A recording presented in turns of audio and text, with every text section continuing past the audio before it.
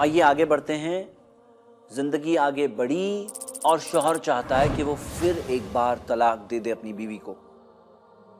फिर से वो चेक करेगा कि कहीं वो हैज में तो नहीं है, निफास में तो नहीं है, या ऐसे पाकी के दौर में जिसमें दोनों ने ताल्लुकात कायम किए हैं उसमें तो नहीं है। अगर सारी कंडीशंस पास होती है तो फिर से 2 गवाह को लेकर फिर से वो कहेगा मैं तुम्हें तलाक देता हूं। ये उसने दिया दूसरी तलाक। दूसरी तलाक के बाद फिर एक बार वो इद्दत गुजारेगी, जो आम तौर पे औरतों की 3 हैज की होती है। वो 3 हैज के वक्त के अंदर शौहर अपनी बीवी को फिर एक बार वापस ले सकता है, यानी कि रुजू कर सकता है। अगर उसने रुजू कर लिया तो उसके साथ वो उसकी बीवी है, लेकिन तलाक की 2 काउंटिंग हो चुकी है मुकम्मल। अगर उसने रुजू नहीं किया तो उसके बाद इद्दत जब मुकम्मल खत्म होती है, इद्दत खत्म होने के बाद दूसरी तलाक मुकम्मल हो जाएगी और दोनों अलग हो जाएंगे। कुछ वक्त के बाद फिर अगर शौहर चाहता है कि वो बीवी को वापस ले तो वापस तो नहीं ले सकता, वो फिर से एक निकाह का प्रपोजल भेज सकता है कि मैं निकाह करना चाहता हूँ। फिर से अगर वो लड़की की रजामंदी हुई और उसके वली ने इजाजत दी, 2 गवाहों के साथ, नए मेहर के साथ, नए निकाह के साथ, फिर वो उसकी बीवी बन सकती है। बन तो जाएगी लेकिन 2 तलाक हो चुके हैं। अब हम आते हैं खतरनाक स्टेज पर, और वो है तीसरा तलाक।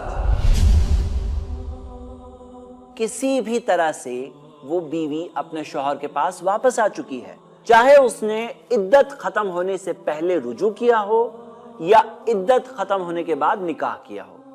वो वापस तो आ चुकी है, लेकिन उसके शौहर ने उसे 2 तलाक दिया था, ये रिकॉर्ड में आ चुका है।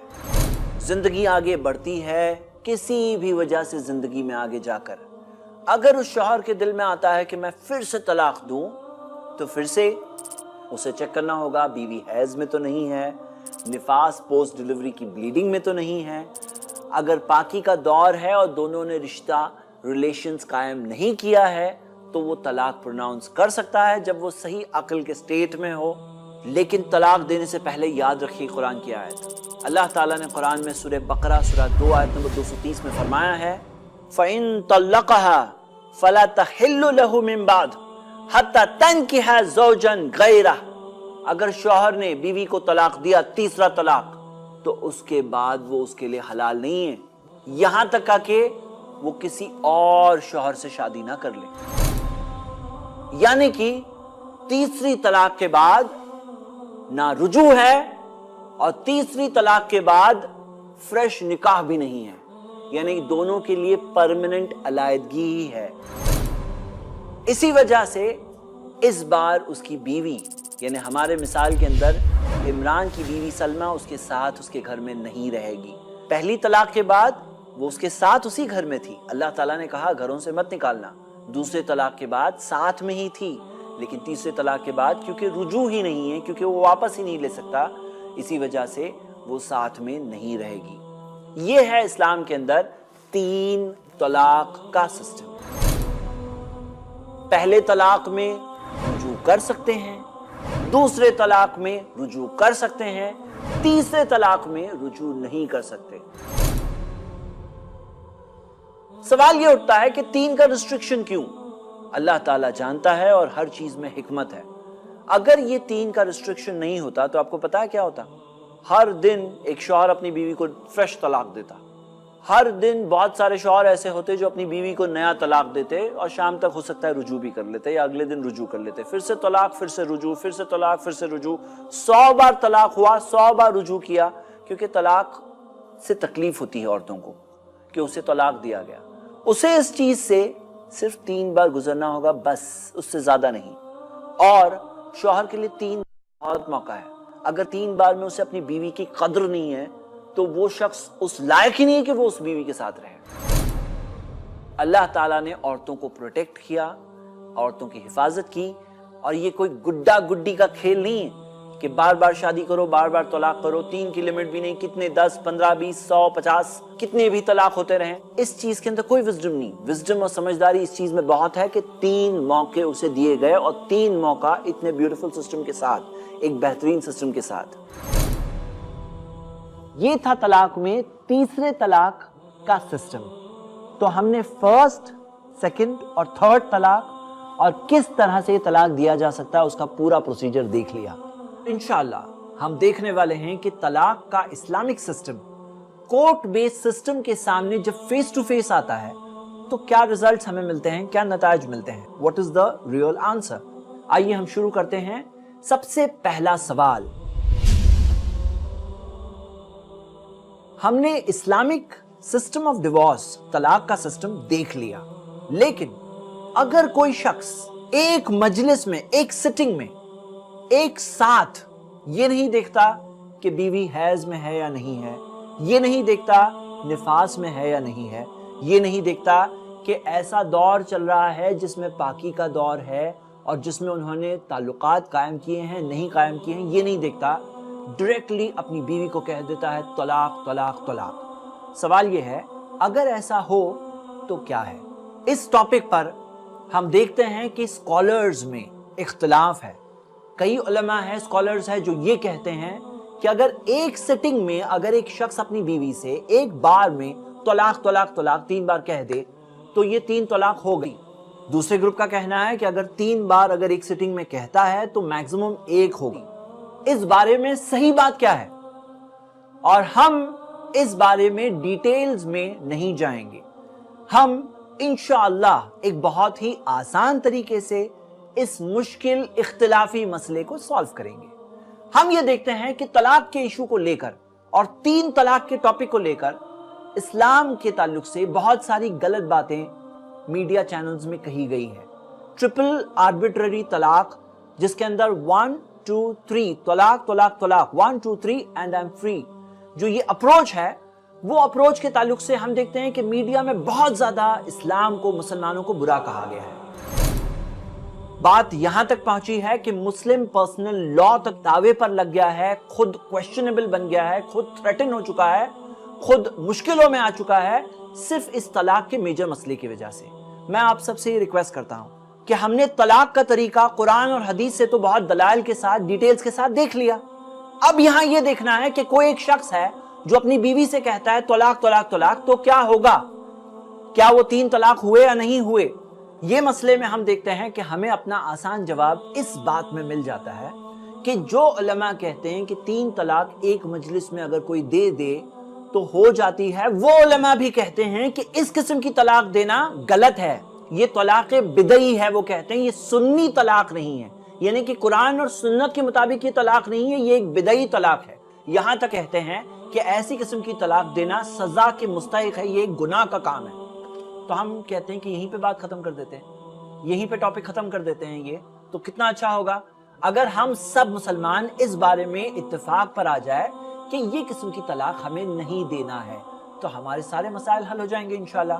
कुरान और सुन्नत में हमें ये सिखाया गया है। कुरान की आयत है सूरह निसा की, सूरह नंबर 4 आयत नंबर 59, फ़इन तनाज़अतुम फ़ी शैइन, अगर आपस में तनाज़ा आ जाए, इख्तिलाफ आ जाए, फ़रुद्दुहु इलल्लाहि व रसूल, उस मामले को लौटाओ अल्लाह की तरफ और रसूल की तरफ, यानी कि कुरान की तरफ और नबी सल्लल्लाहु अलैहि वसल्लम की हदीसों की तरफ। इन कुंतुम तुमिनूना बिल्लाहि वल यौमिल आखिर, अगर अल्लाह पर ईमान है तो और क़यामत के दिन पर ईमान है तो, ज़ालिका खैरुन व अहसनु तावीला, इसमें खैर है, इसका बेहतर अंजाम है।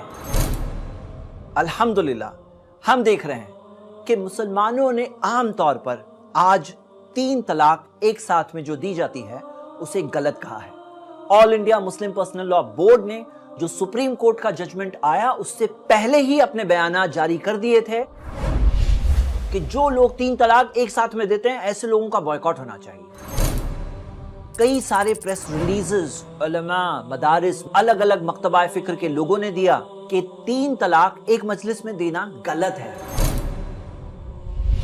22 जुलाई 2017 3:2 के वोट से सुप्रीम कोर्ट ऑफ इंडिया ने यह डिक्लेयर किया कि 3 तलाक अनकॉन्स्टिट्यूशनल है, यानी कॉन्स्टिट्यूशन के खिलाफ है। ये जजमेंट को मीडिया ने बहुत ज्यादा हाइप किया। हालांकि अगर देखा जाए तो 2002 का एक पुराना जजमेंट पहले से मौजूद था, शमीम आरा versus the state of UP case के अंदर। इस मैटर में भी सुप्रीम कोर्ट ने 2002 में 3 तलाक जो आर्बिट्ररी दी जाए उसे इनवैलिडेट किया था। ہم دیکھتے ہیں کہ الگ الگ مسلم باڈیز، مدارس الگ الگ جگہ سے یہ چاہتے ہیں کہ طلاق کا صحیح سسٹم لوگوں کو سکھایا جائے، اور ہم نے جو دیکھا الحمدللہ۔ یہ اختلاف کے تعلق سے آخر میں حقیقی بات کیا ہے؟ صحیح مسلم میں حدیث ہے، عبداللہ ابن عباس رضی اللہ عنہما بیان کرتے ہیں، کانت طلاق علی عہد رسول اللہ صلی اللہ علیہ وسلم، طلاق اللہ کے رسول صلی اللہ علیہ وسلم کے زمانے میں، وَأَبِي بَكْرٍ وَسَنَتَيْنِ مِنْ خِلَافَةِ عمر، ابو بکر رضی اللہ عنہ کے زمانے میں اور عمر رضی اللہ عنہ کی خلافت کے 2 سالوں میں، طلاق الثلاث واحدہ، 3 طلاق ایک ہوا کرتے تھے۔ فقال عمر رضی اللہ عنہ نے کہا، ان الناس قد استعجلوا فی امر قد كانت لهم فیہ انات، لوگ اس معاملے میں جلدی کر رہے ہیں جس معاملے میں انہیں گنجائش دی گئی تھی، فلو امدیناہ علیہم، ہم یہ اگر ان پر شمار کر لیں، یعنی ان پر یہ لازم کر دیں، فامداہ علیہم، اور پھر انہوں نے ان پر یہ نافذ کر دیا۔ کیا نافذ کیا؟ کیا تھا یہ معاملہ؟ ہم دیکھتے ہیں کہ اللہ کے رسول محمد صلی اللہ علیہ وسلم کے زمانے میں، جیسے کہ اس حدیث میں آ رہا ہے، اگر کوئی ایک بار میں بیٹھ کر طلاق طلاق طلاق کہہ دیتا تو یہ 3 نہیں، یہ 1 گنے جاتے تھے۔ ابو بکر رضی اللہ عنہ کے زمانے میں بھی یہ 3 طلاق 1 گنی جاتی تھی۔ عمر رضی اللہ عنہ کی خلافت کے بھی 2 سالوں تک اس قسم کی 3 طلاق 1 گنی جاتی تھی، لیکن عمر رضی اللہ عنہ نے نوٹس کیا کہ لوگ اس معاملے میں بہت جلدی کر رہے ہیں، جیسے کہ ہمیں دوسری روایتوں سے پتا چلتا ہے کہ ایسے کیسز ان کے سامنے آئے۔ مثال کے طور پر ایک شخص نے اپنی بیوی سے کہا تھا کہ جتنے ستارے ہیں میں اتنی طلاق تمہیں دیتا ہوں، کیونکہ وہ 1 ہی گنی جاتی تھی۔ تو اس طرح سے لوگ بڑا چڑھا کر وہ بات کہتے تھے جو کسی عورت کو ظاہر سی بات ہے برا لگے گا۔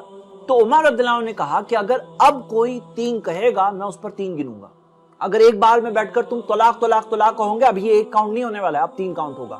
عمر رضی اللہ عنہ نے یہ ان پر نافذ کیا۔ ہم دیکھتے ہیں ابو داؤد اور مسند احمد میں صحیح سند سے ایک حدیث موجود ہے کہ رکانہ رضی اللہ عنہ نے اللہ کے رسول محمد صلی اللہ علیہ وسلم کے زمانے میں ایک مجلس میں 3 طلاق دی، اور پھر اللہ کے رسول صلی اللہ علیہ وسلم کے پاس گئے، کہا فقال انی طلقتها ثلاثا یا رسول اللہ، اللہ کے رسول صلی اللہ علیہ وسلم میں نے اپنی بیوی کو ایک مجلس میں 3 طلاق دے دیا ہے۔ تو نبی صلی اللہ علیہ وسلم نے کہا قال قد علمت، ہاں میں جانتا ہوں، راجعها، اسے واپس لے لو۔ اگر 3 طلاق ایک ساتھ میں 3 گنی جاتی تو رجوع کرنا، واپس لینے کا تو سوال ہی نہیں اٹھتا ہے۔ اس بارے میں ہم دیکھتے ہیں کہ علماء 2 طرف بٹے ہوئے ہیں۔ بعض علماء کا کہنا ہے کہ عمر رضی اللہ عنہ کیونکہ خلفائے راشدین میں سے ہے، اور انہوں نے جب یہ چیز لائی تو یہ سارے لوگوں پر، سارے زمانوں پر یہ چیز لازم ہو جاتی ہے۔ دوسری طرف وہ علماء ہیں جو کہتے ہیں کہ عمر رضی اللہ عنہ نے یہ اس زمانے کے اندر ایک تعزیلی سزا، ڈسکریشنری سزا، اسلام نے اجازت دی ہے کہ خلیفہ اپنے زمانے کے اندر کوئی پرابلم اگر نوٹس کرتا ہے تو وہ پرابلم کو سالو کرنے کے لیے ایک ٹائم بینگ ایک سزا لا سکتا ہے وقتی طور پر۔ تو وہ کہتے ہیں کہ ایک وقتی طور پر، ٹیمپرری طور پر لائی ہوئی سزا تھی جو انہوں نے لایا، یہ ہمیشہ کے لیے انہوں نے شریعت تبدیل نہیں کی۔ پہلے موقف والے علماء کا یہ بھی کہنا ہے کہ یہ پورا کی پورا تھاٹ کہ 3 طلاق ایک مجلس میں ایک ہوتی ہے، یہ چیز کی شروعات 7ویں صدی ہجری میں ابن تیمیہ اور ان کے اسٹوڈنٹس نے کیا۔ لیکن ہم یہ دیکھتے ہیں کہ دوسری طرف کئی سارے ایسے علماء ہیں، جیسے مثال کے طور پہ 6 صدی ہجری میں امام فخر الدین الرازی، جنہوں نے قرآن کی تفسیر الرازی لکھی ہے، وہ بتاتے ہیں وَهُوَ اِخْتِيَارُ كَثِيرٌ مِّنْ عُلَمَاءِ الدِّينِ، یہ جو موقف ہے کہ 3 طلاق ایک مجلس میں ایک ہوتی ہے، یہ کئی اسکالرز کا ہے۔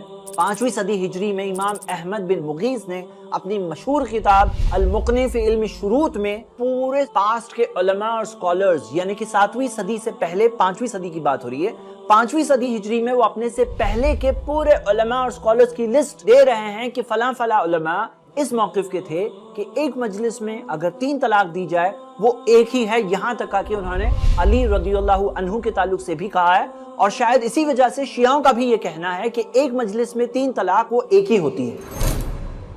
کیا اس موضوع پر اجماع ہوا ہے؟ ہم دونوں طرف کی باتیں سن رہے ہیں۔ مثال کے طور پر ہم دیکھتے ہیں صحابہ میں خود اجماع تھا، اللہ کے رسول صلی اللہ علیہ وسلم کے زمانے کے بعد میں ابو بکر رضی اللہ عنہ کے زمانے میں اور عمر رضی اللہ عنہ کے زمانے میں 2 سالوں تک اجماع تھا، کوئی اختلاف نہیں تھا۔ اس کے بعد میں ہم دیکھتے ہیں کہ یہ اسکالرز میں اختلاف ہے۔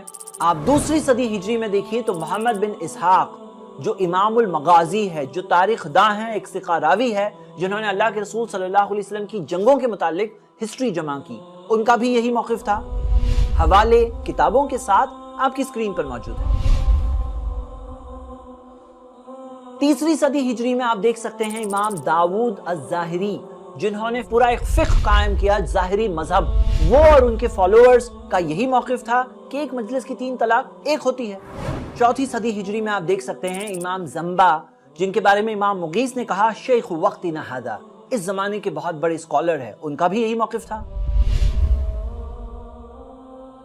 امام ابو جعفر الطحاوی کا بھی یہ موقف تھا۔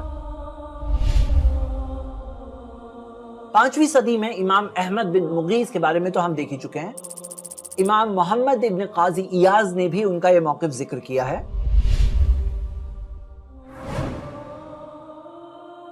6 صدی ہجری میں مشہور امام ابن رشد، جنہوں نے جو کتاب بدایت المجتہد جمع کی، جو مدرسوں میں پڑھائی جاتی ہے، ان کا بھی خود کا یہی موقف تھا۔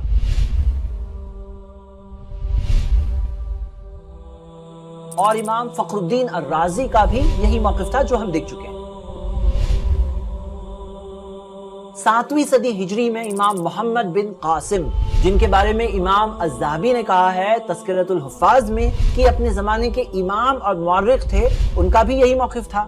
لیکن ایک عام آدمی کہتا ہے کہ میں کیا کروں، دونوں طرف علماء ہے، میں کیا کروں؟ ہم کہتے ہیں کہ ایک عام آدمی کو اور سارے مسلمانوں کو یہی کرنا چاہیے کہ قرآن اور سنت کے بتائے ہوئے طریقے کے مطابق طلاق دینا چاہیے۔ اس میں حکمت ہے، اس میں ہمارے لیے خیر ہے، بہت ساری بھلائیاں ہیں، اور یہ دونوں کے دونوں موقف اس بات میں تو جمع ہے کہ صحیح طریقے سے طلاق دو، کوئی غلط طریقے سے طلاق دے ہی نہ، کیونکہ اگر دے گا پھر یہ سوال ہوا کہ ہوئی یا نہیں ہوئی۔ اگر کوئی نہیں دے گا، اور عمر رضی اللہ عنہ نے جب وہ سزا لائی تھی تو ان کی اس سزا لانے میں مقصد یہی تھا کہ لوگ اس طرح کا کام نہ کریں، تو وہ مقصد ہم حاصل کر سکتے ہیں اگر ہم سب قرآن اور سنت کے بتائے ہوئے طریقے کے مطابق طلاق دیں اور اس چیز کو معاشرے میں بہت عام کر دیں، علم کو عام کر دیں۔ اگر کوئی شوہر سوچتا ہے کہ اپنی بیوی کو طلاق دینا ہے، قرآن کے اندر سورہ طلاق میں، سورہ بقرہ میں، نبی صلی اللہ علیہ وسلم کی سنتوں میں جو طریقہ بتایا گیا ہے اس طریقے کے مطابق وہ دے۔ اب ہم آتے ہیں ایک بہت اہم سوال پر۔ اگر کسی نے اپنی بیوی کو تیسرا طلاق دے دیا تو اس کے بعد اس کی بیوی اس کے لیے حلال نہیں ہے، اب وہ رجوع نہیں کر سکتا، اب وہ جا کر پھر سے نکاح یا شادی نہیں کر سکتا۔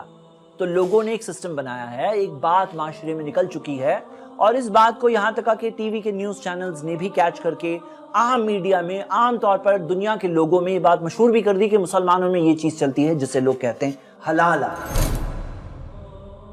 صحیح بات کیا ہے؟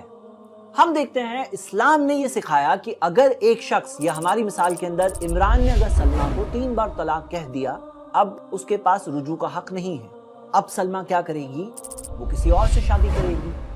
وہ کسی اور سے جب شادی کرتی ہے، اگر ایسا ہو جائے کہ اس کے جو سیکنڈ ہسبینڈ ہے ان کا انتقال ہو گیا، یا مان لیجئے اس سیکنڈ شوہر نے بھی ایک دن جا کر اسے طلاق دے دیا، اور طلاق کا وہی طریقہ ہے جو ہم نے ابھی تک دیکھا، تو اس دوسرے شوہر سے طلاق ملنے کے بعد یا اس کے انتقال کے بعد اسلام نے بتایا ہے کہ پھر زندگی میں گنجائش ہے کہ اس کے جو پہلے شوہر تھے وہ اسے نکاح کا پروپوزل بھیج سکتے ہیں۔ قرآن کی آیت ہے سورہ بقرہ میں، سورہ نمبر 2 آیت نمبر 230، فَإِن طَلَّقَهَا فَلَا تَحِلُّ لَهُ مِن بَعْدُ حَتَّى تَنكِحَ زَوْجًا غَيْرَهُ۔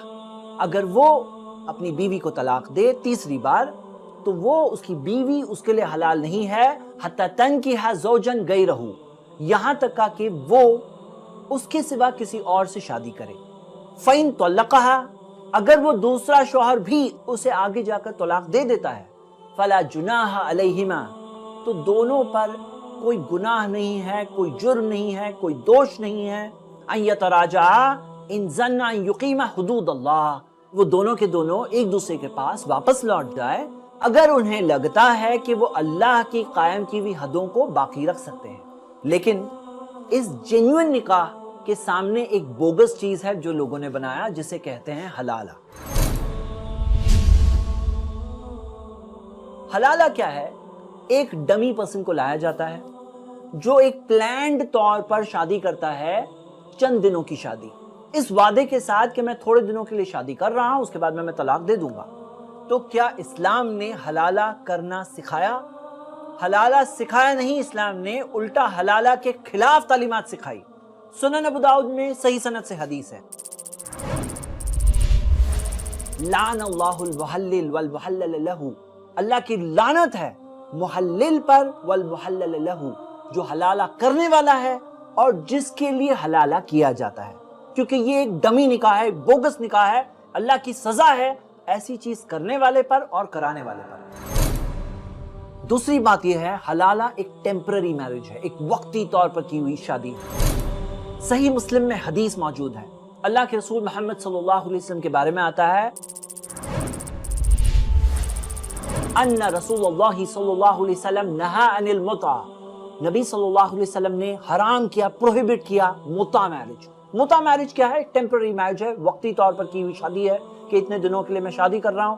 اس قسم کی شادی کو محمد صلی اللہ علیہ وسلم نے پروہیبٹ کیا، منع کیا، حرام کیا۔ وقال الا انها حرام من یومکم هذا الى یوم القیامہ، نبی صلی اللہ علیہ وسلم نے کہا یہ شادی حرام ہے اس دن سے لے کر قیامت کے دن تک۔ تو ہم دیکھتے ہیں کہ حلالہ شادی ایک ٹیمپرری شادی ہوتی ہے، ایک جینوئن شادی نہیں ہوتی ہے، تو اس وجہ سے بھی یہ شادی حرام ہے۔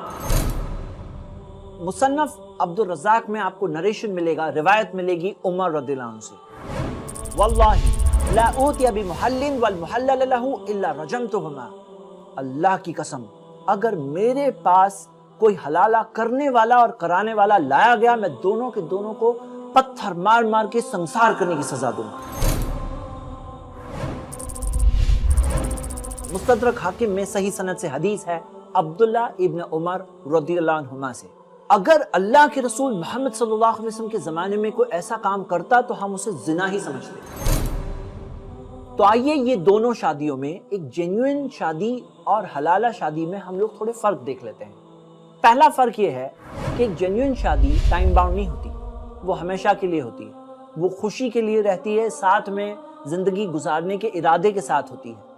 لیکن حلالہ شادی اس مقصد کے لیے نہیں ہوتی، وہ ٹائم باؤنڈ ہوتی ہے، اس وجہ سے وہ حرام ہے، اس وجہ سے وہ ویلڈ نہیں ہے، جائز نہیں ہے۔ دوسری چیز، ایک جینوئن شادی اوپن ہوتی ہے، اناؤنسڈ ہوتی ہے، اس کا اعلان کیا جاتا ہے، لیکن ایک حلالہ شادی سیکرٹ ہوتی ہے، چھپا چھپا کی جاتی ہے، یہاں تک کہ اگر کوئی بچہ پیدا ہو جائے تو اس کے والد کا نام بھی اسے اوپنلی بتایا نہیں جاتا۔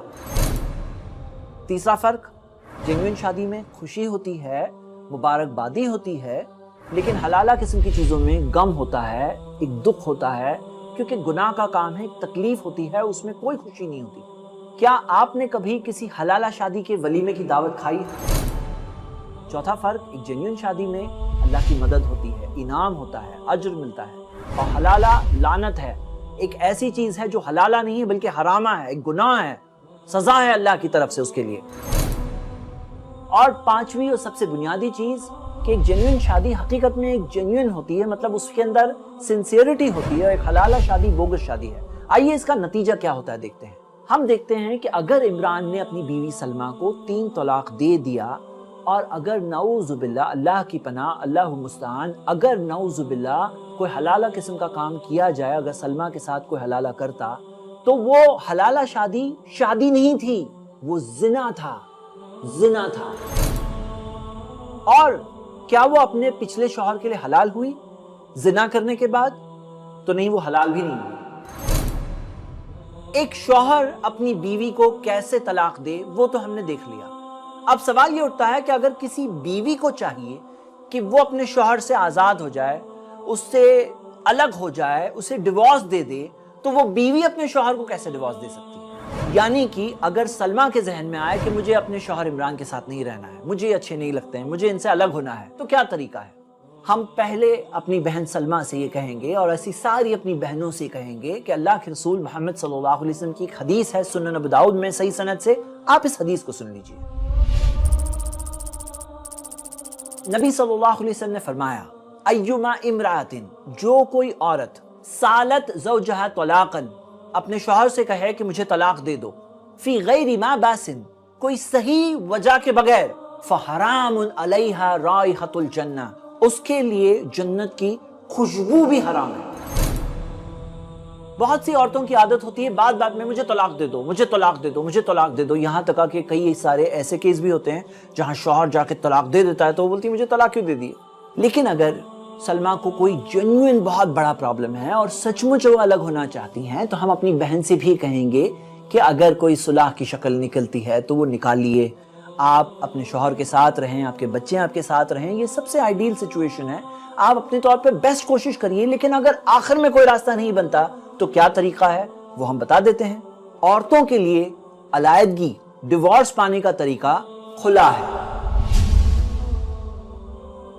خلا کے اندر دو پاسبلٹیز ہیں، یا تو وہ اپنے شوہر سے کہے کہ مجھے خلا دے دو، یا تو ہماری مثال میں سلمہ یا کوئی عورت قاضی کے پاس جائے اور قاضی کے پاس جا کر اپنے شوہر کی شکایت کرے کہ مجھے اپنے شوہر سے یہ پرابلم ہے اور اس وجہ سے میں اس سے علیحدگی چاہتی ہوں، میں اس سے الگ ہونا چاہتی ہوں۔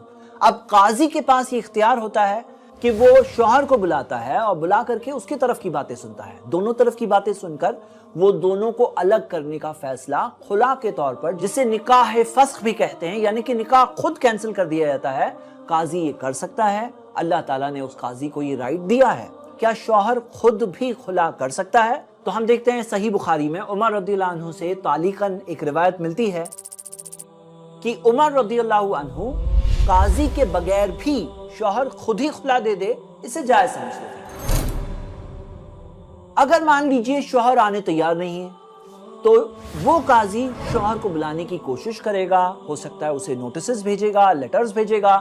اگر کافی کوششوں کے بعد بھی شوہر نہ آئے تو وہ قاضی خود بھی فیصلہ کر سکتا ہے۔ خلا کے متعلق لیکن ایک بہت اہم بات، اسلام نے مہر کا سسٹم سکھایا ہے۔ جب شادی ہوتی ہے تو شوہر بیوی کو مہر دیتا ہے۔ اب آپ سوچئے اگر اسلامک سسٹم آف میرج چلے تو مہر زیادہ ہونے کے امکانات ہوتے ہیں۔ اب کوئی عورت اگر مہر لے اس کے بعد بولے مجھے خلا چاہیے، شوہر کو چھوڑ دیا، مہر بھی اس کے پاس ہو، پھر کسی اور سے شادی کرے وہاں سے بھی مہر لے لے، تو ہم دیکھتے ہیں وہ شوہر کے اوپر ایک طرح سے ظلم ہوگا۔ تو اسلام میں خلا میں یہ سسٹم ہے کہ اگر کوئی عورت کہتی ہے کہ میں خلا چاہتی ہوں تو قاضی اسے یہ سوال پہلا پوچھتا ہے کہ کیا تم مہر کی رقم واپس دینے تیار ہو؟ اب مان لیجئے مہر کے اندر شوہر نے سونا دیا تھا یا بہت ساری چیزیں دی تھی، تو کیا وہ بیوی اس چیز کو واپس دینے تیار ہے؟ صحیح بخاری میں حدیث ہے، ثابت بن قیس رضی اللہ عنہ کی بیوی اللہ کے رسول محمد صلی اللہ علیہ وسلم کے پاس آئی اور آ کر کے انہوں نے کہا کہ میں ثابت کے دین یا اخلاق میں کوئی عیب نہیں جانتی، لیکن میں ان کے ساتھ صحیح طرح سے نہیں رہ پاتی، اسی وجہ سے میں الگ ہونا چاہتی ہوں۔ تو اللہ کے رسول محمد صلی اللہ علیہ وسلم نے ان سے پوچھا کہ ثابت نے جو باغ تمہیں مہر میں دیا تھا کیا وہ باغ واپس دینے تیار ہو؟ تو انہوں نے کہا ہاں۔ تو اللہ کے رسول محمد صلی اللہ علیہ وسلم نے ثابت رضی اللہ عنہ کو اپنی بیوی کو خلا دینے کا حکم دیا۔ اس بارے میں قرآن کی آیت سورہ بقرہ سورہ 2 آیت نمبر 229 ہے، فَإِنْ خِفْتُمْ أَلَّا يُقِيمَ حُدُودَ اللَّهِ فَلَا جُنَاحَ عَلَيْهِمَا فِيمَا افْتَدَتْ بِهِ، اگر تمہیں ڈر ہے کہ یہ دونوں اللہ کی حدیں قائم نہیں کر پائیں گے تو کوئی گناہ نہیں ہے کہ وہ عورت اپنی رہائی پانے کے لیے کچھ دے دے۔ تو اس معاملے میں عمران 2 گواہوں کی موجودگی میں اپنی بیوی سے کہے گا کہ میں تمہیں خلا دیتا ہوں۔ خلا کی عدت کتنی ہے؟ خلا کی عدت 1 حیض آنے تک ہے۔ کیا خلا کے بعد دونوں ساتھ میں رہیں گے؟ تو نہیں، خلا کے بعد دونوں ساتھ میں نہیں رہتے ہیں۔ کیا خلا کے بعد رجوع ہے؟ کیا عمران اگر خلا دینے کے بعد چاہتا ہے کہ اپنی بیوی کو واپس لے لے تو کیا لے سکتا ہے؟ ہم دیکھتے ہیں خلا ایک ایسا تیر ہے جو نکل گیا تو واپس نہیں آتا، یعنی کہ خلا اگر ہو گیا اس کے بعد رجوع نہیں ہوتا۔ اگر خلا کے بعد دونوں کو ساتھ میں آنا ہے تو ایک نیا نکاح کرنا ہوگا جس میں پھر سے عمران اپنی بیوی کو پروپوزل بھیجے گا، وہ اس پروپوزل کو قبول کرے گی، ولی کی اجازت ہوگی، 2 گواہوں کے بعد پھر سے ایک نئے مہر کے ساتھ ایک نیا نکاح کر کے دونوں پھر سے ساتھ میں آ سکتے ہیں۔ آئیے کوئکلی دیکھ لیتے ہیں طلاق اور خلا میں کیا فرق ہے۔ طلاق میں رجوع یعنی بیوی کو واپس لینے کا امکان ہے، پاسبلٹی ہے، 3 مہینے کا وقت ہے اگر پہلا یا دوسرا طلاق ہے تو۔ خلا میں کوئی رجوع نہیں ہے۔ طلاق حیض کے وقت پر نہیں دیا جا سکتا، خلا کسی بھی وقت دیا جا سکتا ہے۔ طلاق دینے والا شوہر ہے، خلا میں شروعات بیوی کی طرف سے ہوتی ہے، شوہر یا تو اس کی بات کو مان لے یا قاضی کے ذریعے خلا نافذ کیا جائے۔ तलाक के अंदर इद्दत 3 हैज की है, खुला के अंदर इद्दत 1 हैज 1 मेंसेस आने तक है। तलाक के अंदर बीवी महर वापस नहीं देगी, वो महर उसका है, महर हो हदिये हो कुछ भी वापस नहीं देगी। खुला के अंदर बीवी महर वापस दे देगी। लेकिन अगर शौहर कहे नहीं चाहिए मुझे, रखो आप ही, तो कोई बात नहीं। लेकिन अहम सवाल, क्या तलाक के अंदर जो 3 की लिमिट है, वो 3 की लिमिट के अंदर खुला भी शामिल होगा या नहीं होगा? आप अगर सूरह बकरा की सूरह नंबर 2 आयत नंबर 229 और 230 की तफसीर देखें तो वो तफसीर से बात वाज़े हो जाती है कि खुला एक अलग ही चीज है। तलाक और खुला में बहुत सारे फर्क है, जैसा कि हम देख चुके हैं, और खुला तलाक की 3 की काउंटिंग में नहीं आता है, यानी कि तलाक से टोटली अलग है। अब हम आ रहे हैं सबसे अहम सवाल की तरफ, और वो सवाल ये है कि क्या इस्लामिक तलाक का सिस्टम एक आउटडेटेड सिस्टम है? क्या ये सिस्टम को खत्म कर देना चाहिए? क्या डिवोर्स कोर्ट के जरिए दिया जाना चाहिए? आइए हम ये सवाल फेस टू फेस देखते हैं। मैं आपके सामने 12 प्रूफ्स रखना चाहता हूं, जिनमें सोचने वाले लोगों के लिए बहुत सारी ऐसी बातें हैं जिन पर हम सब गौर करके जो सही और सच्ची बात है वो सही और सच्ची बात तक पहुंच सकते हैं। सबसे पहला पॉइंट, कोर्ट डिवोर्स प्रपोज करने वाले लोगों का ये कहना है कोर्ट बेस्ड सिस्टम डिवोर्स का अगर आ जाए तो डिवोर्स रेट कम हो जाता है, डिवोर्स देना बहुत मुश्किल हो जाता है, और मुश्किल होने की वजह से ऐसा आसान नहीं है कि कोई भी शौहर अपनी बीवी को डिवोर्स दे दे। अब डिवोर्स देना है, तलाक देना है, तो उसे जज के पास जाना होगा, कोर्ट में जाके लाइन लगानी होगी। इस वजह से डिवोर्स का रेट कम हो जाता है। क्या ये बात सही है? आइए हम देखते हैं। आपके सामने ऐसी कई सारी कंट्रीज की लिस्ट है जिनमें सिर्फ court based system of divorce चलता है। जब court based system of divorce चल रहा है, आप देख सकते हैं आपके सामने क्या रिजल्ट्स हैं। बेल्जियम में अगर 100 शादियां होती है तो 71 डिवोर्स होते हैं, 71% है डिवोर्स रेट।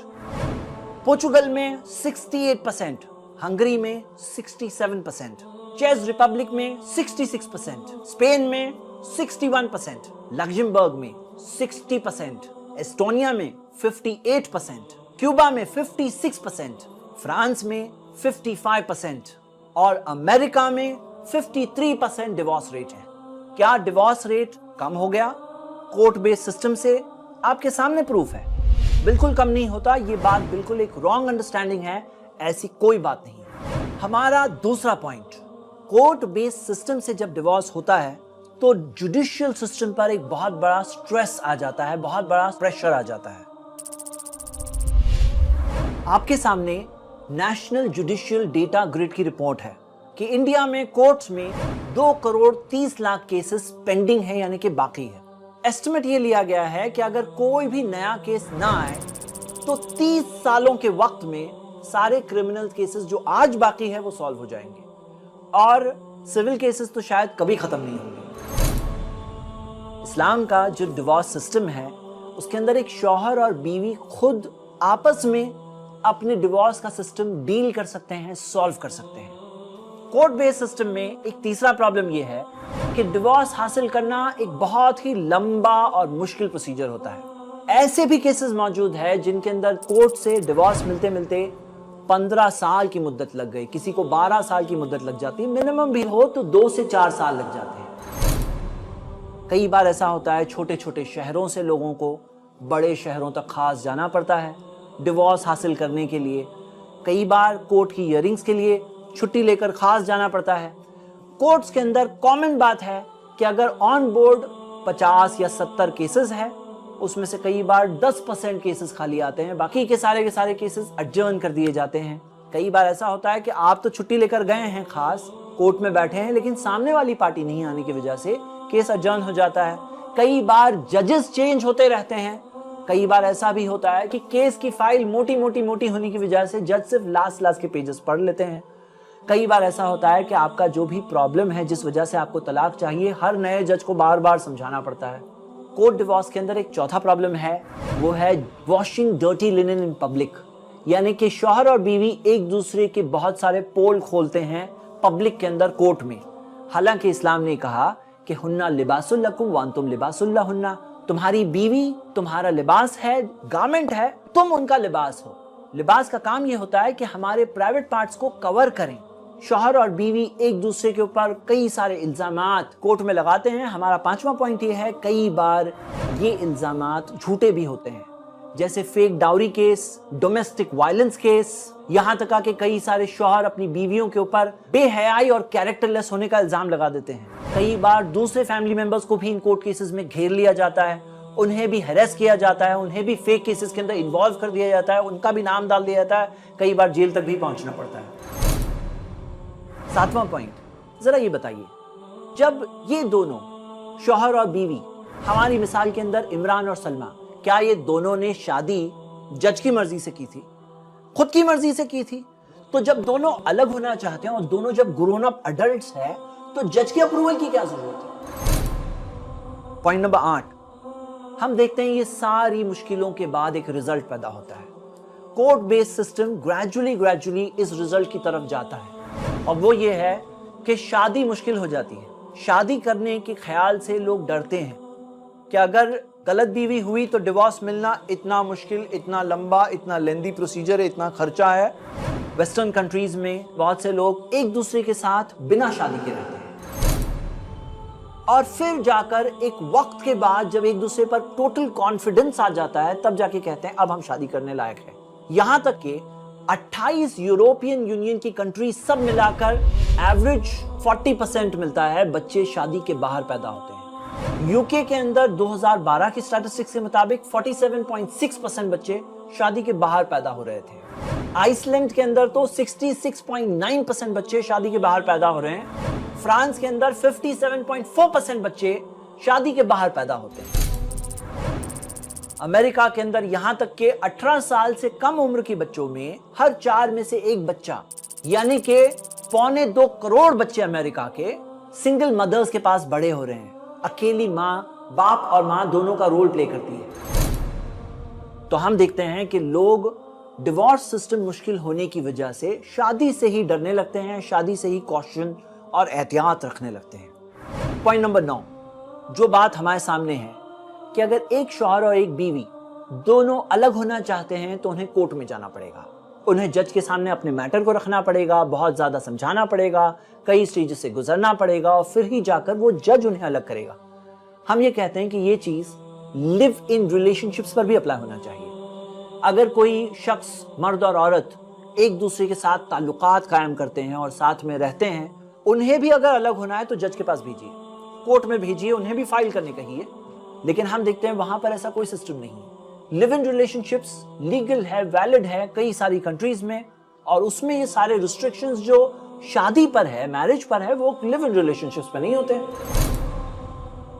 पॉइंट नंबर 10, ये सारे प्रोसीजर में जो कॉस्ट और खर्चा इन्वॉल्व है, हम देखते हैं कि जिंदगी का तमाशा कोर्ट में बनता है वो अलग है, और लॉयर्स हर एक अपीयरेंस के लिए जिस तरह से पैसे लेते हैं, हर तारीख पे पैसे देने पड़ते हैं। Point number 11, court based divorce system से एक बार अगर कोई शख्स डिवोर्स से गुजर जाए, इस तरह से लोग फ्रस्ट्रेट हो जाते हैं, डिप्रेस्ड हो जाते हैं कि कई बार काउंसलिंग से गुजरना पड़ता है, कई बार नर्वस ब्रेकडाउन्स हो जाते हैं लोगों के। क्योंकि आप खुद सोचो कि जो 2 साल, 4 साल, 8 साल, 10 साल, 12 साल, 15 साल तक डिवोर्स नहीं हुआ, क्या वो सालों तक ये दोनों क्या शौहर और बीवी है? तो हम देखते हैं वो वक्त पर ये दोनों हस्बैंड वाइफ नहीं होते हैं। तो जिंदगी में लाइफ पार्टनर की जरूरत है या नहीं? अब वो लाइफ पार्टनर कहां से मिलेगा? पॉइंट नंबर 12, कोर्ट वाले डिवोर्स सिस्टम के अंदर रिकंसिलिएशन के चांस बहुत खराब होते हैं। यानी कि मियां बीवी जिनका तलाक हो रहा है, जिनका डिवोर्स हो रहा है, वो फिर जाकर क्या साथ में एक बार फिर रह सकेंगे? उसके चांस बहुत खराब होते हैं। क्योंकि जिस तरह की बातें ओपनली कोर्ट में होते हैं, जिस तरह से इल्जामात होते हैं, जिस तरह से फॉल्स केसेस फाइल किए जाते हैं, जिस तरह से वक्त लंबा चलता है, उसके बाद में रिकंसिलिएशन के चांसेस बहुत कम हो जाते हैं। इस्लामिक सिस्टम में चाहे शौहर तलाक देना चाहता है या बीवी खुला लेना चाहती है, दोनों अपने मैटर को बहुत आसानी से एक पूरे सिस्टम के तहत रहकर स्टेप बाय स्टेप जाकर या तो अलग हो सकते हैं अच्छी तरीके से, या तो अच्छी तरीके से साथ में रह सकते हैं, या फिर ऐसा भी हो सकता है अलग होने के बाद फिर एक बार साथ में आ जाए। मेरे ब्रदर्स एंड सिस्टर्स, एक अच्छी सोसाइटी का सबसे बुनियादी हिस्सा होता है एक अच्छी फैमिली, اور فیملی لائف اچھی کرنے کے لیے بہت ضروری ہے کہ ہمارے میرج اور ڈیورس کا سسٹم صحیح رہے۔ میں آپ سب سے اپیل کرتا ہوں کہ آپ تک جو باتیں اس پروگرام کے ذریعے پہنچائی گئی ہیں، ان باتوں کو لوگوں تک پہنچانے میں آپ ہمارا ساتھ دیں اور یہ چیز زیادہ سے زیادہ لوگوں کے ساتھ شیئر کریں، معلومات حاصل کریں، علم حاصل کریں اور اچھی فیملی لائف خود بھی گزاریں تاکہ ہم سب مل کر انشاءاللہ ایک اچھی سوسائٹی کی طرف قدم بڑھا سکیں۔ اللہ سے دعا ہے اللہ ہم سب کو صحیح راستہ سمجھ کر کے اس پر چلنے، اس احسان کو، اللہ کے احسان کو ماننے کی توفیق دے، اس سچی اور حق بات کو پہچاننے کی اللہ ہمیں توفیق دے۔ آمین۔ وآخر دعوانا ان الحمدللہ رب العالمین۔